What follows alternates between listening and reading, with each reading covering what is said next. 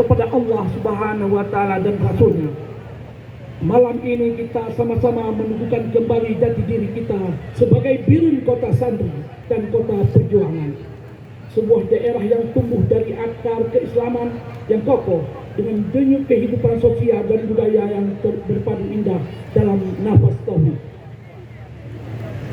Zikir ini kita laksanakan bukan hanya sebagai rangkaian perayaan, tetapi lebih dari itu sebagai wujud syukur dan ikhtiar batin kita, serta manifestasi spiritual bahwa pembangunan tidak hanya berdimensi material, tetapi juga rohaniah.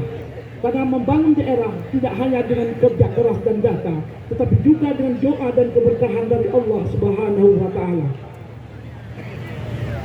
Para jamaah zikir dan para tamu undangan yang saya muliakan, zikir ini menjadi ajang memohon keberkahan agar setiap kebijakan pemerintah, setiap langkah ASN, dan setiap upaya masyarakat Biren